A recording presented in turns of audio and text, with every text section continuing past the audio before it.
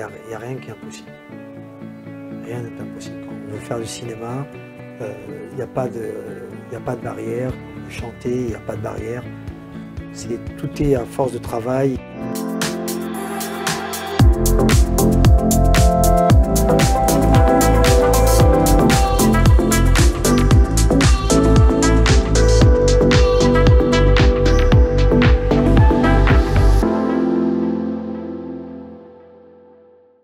Bonjour, aujourd'hui nous recevons un chanteur de renommée internationale du groupe Alliage. Il est aussi marchand de biens dans le domaine du luxe. Samuel Torres Bianconi, bonjour. Bienvenue dans notre émission. Merci de m'inviter. Merci d'avoir accepté l'invitation. Alors, est-ce que vous pouvez nous parler de vos débuts de carrière? Comment ça s'est passé pour vous de commencer dans le groupe Alliage? Alors, le groupe Alliage, c'était une aventure qui a duré 3 ans à un rythme assez, on va dire, effréné. C'était une aventure qui était riche en tout, en expérience, en émotions, et c'est surtout quelque chose que je ne regrette pas du tout. Voilà. Si c'était à refaire, je le referais. C'était une très très belle aventure. Et ça s'est passé par un casting classique. Voilà, on était assez nombreux. Et au final, pour être retenu et vivre 3 ans de choses incroyables. Ah oui, ça a été vraiment planétaire, on peut dire, pendant 3 années. Planétaire, bon, je n'irai pas jusqu'à là quand même, parce qu'on était, c'est resté dans le domaine de la France et de la Belgique, la Suisse, la Guadeloupe, enfin voilà, de la France d'outre-mer, tout ça. Mais c'était, oui, c'était un rythme qui était dingue. C'est l'équivalent même peut-être de quelqu'un qui a une carrière normale de 10 ans. C'était ce qu'on appelle un phénomène de mode. Oui, à cette époque-là, oui. Et puis ça n'existait pas, c'était nouveau. Alors ça n'existait pas en France, évidemment, parce que nous, on est pas mal quand même, on est bon pour un peu copier. Voilà. Donc les groupes aux États-Unis, en Angleterre, que ce soit Boyzone, Techdat, voilà, tous ces groupes étaient déjà présents et marchaient bien. Et une vague de groupes de garçons est arrivée en France. Alliage, To Be Free, J-Squad, tous les groupes que vous connaissez. Quoi. Quel est le meilleur souvenir à cette époque? Est-ce que vous avez un souvenir qui vous a marqué? Le souvenir qui m'a marqué, oui, j'en ai un, c'est quand je suis parti chez moi en Corse pour chanter et que je me suis retrouvé dans le village où j'ai grandi étant gamin et qu'il y avait tous ces enfants qui étaient là, il y avait une 60aine d'enfants qui marchaient dans la rue et on était un peu en reportage, on va dire, photo pour mon retour un peu chez moi, on va dire. Et ce moment-là est un moment, oui, qui fait partie des moments un peu inoubliables, avec tous ces enfants qui marchaient dans la rue, dans mon village. Ça fait partie des moments privilégiés, oui. Un beau souvenir. Ouais, un très beau souvenir. Et quelles étaient les compétences requises pour être boys band? Écoutez, c'était... Pourquoi on m'a choisi, je ne le saurais jamais, parce que je chantais en Corse, avec mes oncles, comme ça. Voilà, c'était vraiment un hobby. Je ne sais pas, c'était peut-être, il fallait différentes sortes, des profils différents, un blond, un brun, c'était un peu, voilà, c'était un public qui était assez jeune. Donc, pour vous dire, c'est eux qui ont choisi, je ne saurais pas vous dire exactement ce qu'il fallait. Hein. Même moi, à ce jour, je suis incapable de dire pourquoi on m'a choisi, et pas un autre, surtout qu'il y avait beaucoup de monde quoi, dans ce casting. Ça a été assez fulgurant. Comment vous avez vécu cette ascension au niveau émotionnel, personnel? Moi, je l'ai vécu sans prétention assez bien. J'ai géré la chose. Je savais déjà que... J'avais déjà inscrit le mot fin voilà, dans ma tête. Je savais que c'était quelque chose qui allait être éphémère. Et une fois qu'on a compris ça, je pense qu'on peut naviguer dans les eaux, même les plus troubles. Donc, c'était assez... simple pour moi et je savais que je n'étais pas déjà Pavarotti en me regardant dans la glace, même si j'ai progressé après. Non, c'est le cas. Voilà, mais on a progressé après à force de travail, et à force, j'ai même commencé après à écrire, à jouer de la guitare, des choses qui... Voilà, j'ai pris goût à tout ça. Mais non, c'était quelque chose que j'ai géré, encore une fois sans prétention, parfaitement et je n'ai pas eu aucune addiction, comme on a pu voir sur certains de mes confrères, malheureusement. Où ça a été peut-être aussi un peu plus compliqué, pas tous, heureusement, oui. mais certains, voilà, dont Quentin, mon ami, qui était dans le groupe, qui qui est décédé, ou Philippe, dans le Tous les Fruits, tout ça, c'était un peu plus compliqué. C'était compliqué au niveau des autres membres À de gérer, Révolution oui, de je pense Carrière, que ouais. après chacun fait comme il peut et gère comme il peut, quoi. Alors après, vous avez basculé directement dans le cinéma. Exactement. Comment ça s'est passé, cette transition Ben, enfin, la transition n'est pas vraiment joyeuse parce que quand j'ai perdu ma mère d'une façon assez rapide et assez fulgurante, elle était très jeune, elle avait 55 ans, j'ai pris le théâtre un peu comme thérapie. À l'époque, c'était une école qui s'appelait Steve Kalfa, qui est un super prof de théâtre, qui faisait des ateliers d'entraînement avec Julien Boisselier, etc. Et j'ai fait une audition avec lui et j'étais tellement chargé en émotions je pense qu'il m'a accepté peut-être pour ça ce jour-là. Et c'était un peu un exutoire, les cours de théâtre que j'ai pu passer, enfin les entraînements que j'ai fait avec lui. Et voilà, c'était mes premiers pas un peu dans le théâtre. Après, j'ai continué avec Hélène Zidi au laboratoire de l'acteur. Et puis voilà, puis on est venu me chercher par le biais d'un ami qui connaissait le réalisateur, qui a dit j'aimerais bien le voir. J'ai commencé à faire Mafiosa sur Canal+, et des petites séries, voilà. C'est quelque chose qui...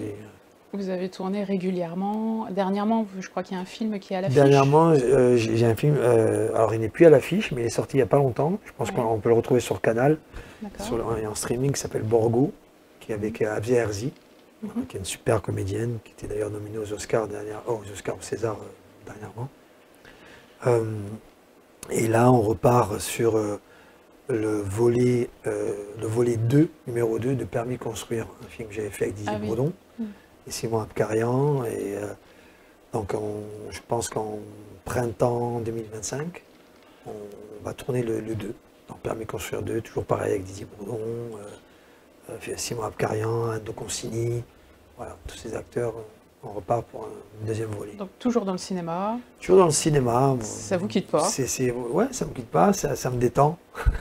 Alors, je sais aussi que vous avez eu un accident qui a été assez lourd, compliqué à gérer. Vous pouvez nous en parler? Ben, j'ai eu un accident en 2008, l'année où je devais faire une campagne de parfum que je n'ai pas pu faire, qui était assez importante, qui était signée avec la Reims, tout ça. Et voilà, j'ai eu un accident de moto. J'ai failli perdre une jambe, j'ai failli être amputé. J'ai eu un fixateur pendant 2 ans, on devait m'amputer, on ne m'a pas amputé. Je ne devais plus remarcher, j'ai remarché, heureusement.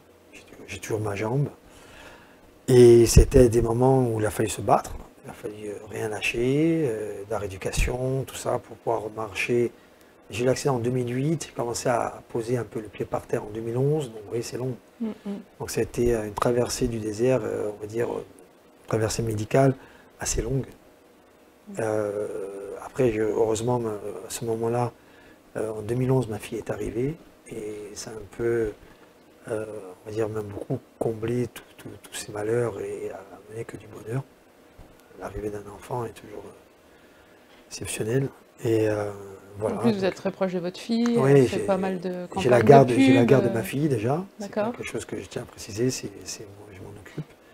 Elle a fait beaucoup de pubs, que ce soit Dior, Chanel. Quand elle avait 9 ans, ça l'amusait. Ça restait toujours très ludique. On n'était pas du tout sur une projection de petit enfant star, mais ça restait ludique, ça l'amusait. Et puis là, elle a arrêté, et puis elle a 13 ans, et puis elle reprendra si elle a envie de reprendre. Voilà, elle fait ce qu'elle veut. Elle fait du sport, elle fait du hand, elle travaille très bien à l'école.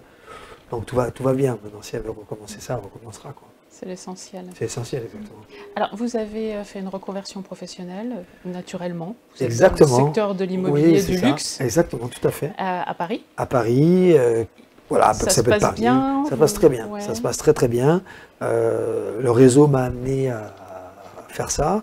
Et je suis très content. J'ai une associée qui travaille avec moi, aussi qui s'appelle Sandrine.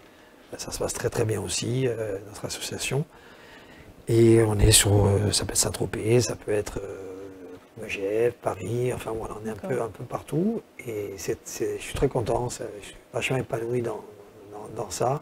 Et à côté, faire des films aussi, ça, comme j'ai dit, ça me détend. Ah bah oui, bien sûr, l'un et l'autre, ça fait... Voilà, c'est bien. Voilà, c'est très bien. Ça vous apporte un équilibre. Et par contre, au niveau de l'immobilier, si on veut vous contacter, on vous contacte comment? Ah, alors vous contacter, c'est... alors, je travaille en réseau, seul, je ne travaille pas pour une agence. Oui. Sur mon Instagram. Sur votre Instagram, Exactement. directement, on peut vous envoyer un message par rapport à Exactement. vos biens sur Paris ou Exactement. En ou privé, dans le sud de la on France. peut se rendre- tout à fait. Voilà, Voilà. d'accord. Sur mon C'est Instagram, bon à savoir. Exactement. Vous répondez. C'est gentil, en tout cas. Je sais aussi que vous êtes très impliqué dans tout ce qui est caritatif, humanitaire, pour les enfants. Vous avez fait beaucoup de démarches. C'est quelque chose qui vous... Oui, c'est quelque chose qui me touche et qui devrait toucher tout le monde, je pense. Ça touche les enfants. Alors, il y a plein d'autres choses, plein de causes qui sont justifiables. Oui. Mais je pense que les enfants est pour moi la cause numéro un. Voilà, j'étais parrain. Alors, ça n'avait rien à voir. On était sur des gens qui avaient un cancer, qui n'avaient pas les moyens d'avoir des perruques, des centres, tout ça. J'étais parrain pendant quelques années d'une association qui s'appelait Solidaire. Et maintenant, cette personne-là, qui s'appelle Carla Maury, qui était présidente qui était marraine, pardon, de cette association, et a changé. Elle est comment ça s'appelle, présidente de Marraine de Cœur. Je tiens à le préciser, parce que c'est une personne qui a grand cœur, qui est pour moi très engagée dans tout ça. Et Marraine de Cœur, d'ailleurs, il y a un gala le 25 au Fouquet's, 25 novembre. Ça peut être pour les enfants, ça peut être... Voilà, c'est assez diversifié et elle fait un travail admirable. Voilà, elle s'appelle Carla Maury et c'est super, c'est Marraine de Cœur sur Instagram, on peut la trouver. Et voilà, il y aura plein d'événements comme ça. Alors, voilà, le prochain est au Fouquet's de mémoire. C'est pour une association, pareil pour les enfants. Donc voilà, c'est quelque chose que j'irai en tant qu'invité, ouais. Parce que mais c'est quelque chose qui me touche. Ouais. Alors, si vous aviez aujourd'hui un rêve à réaliser, quel serait-il? Un rêve? Voilà, oui. Là, vous prenez un rêve à réaliser. Si dans l'immobilier, j'arrive à faire ce dont je me suis fixé, j'aimerais monter quelque chose moi-même aussi, une association, un refuge, quelque chose pour accueillir les enfants battus, ou voilà, ce genre de choses. Voilà, m'impliquer un peu plus, avoir le temps et avoir une assise financière pour me donner plus de temps et faire ça. Voilà. C'est un beau projet. Oui, j'aimerais bien. Merci. J'aimerais bien. Alors, quel est votre plus grand regret? J'ai pas de regret. Il n'y a pas de regret. Non, j'ai pas de regret. Non, sans faire de phrases toutes faites, je pense qu'on apprend pas mal de tout ce qui a pu, de nos échecs, de ce qui nous arrive. On n'apprend pas grand-chose des succès, quoi. L'alliage, vous voyez, c'était super, tout ce qu'on veut, mais par rapport aux échecs, je pense qu'on avance énormément. Exactement. Et regretter, ça ne sert pas à grand-chose, parce que les regrets sont des choses qui sont derrière nous. Donc, voilà, moi je pense qu'ayant vécu ce que j'ai vécu avec mon accident, je pense que aller vers l'avant et ne rien regretter, c'est primordial, quoi. Enfin, du moins essayer. C'est pas facile, hein, je ne dis pas que c'est facile. Mais en tout cas, c'est primordial. Alors, si des jeunes décident de se lancer dans le cinéma, ou dans la chanson, dans la musique, quels conseils vous pourriez leur donner par rapport à votre expérience?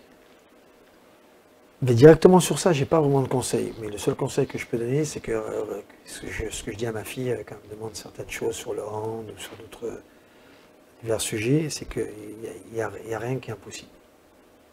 Rien n'est impossible. Quand on veut faire du cinéma, il n'y a pas de barrière. Quand on veut chanter, il n'y a pas de barrière.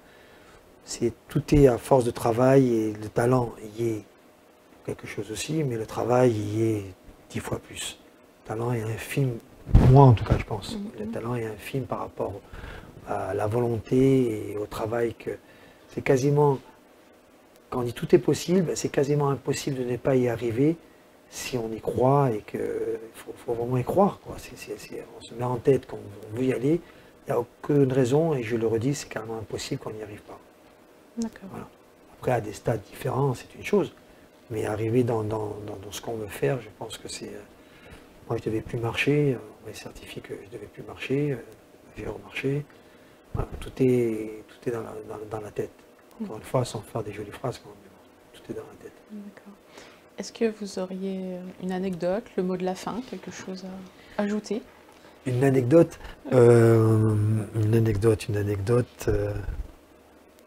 non, j'ai pas d'anecdote qui me vient comme ça.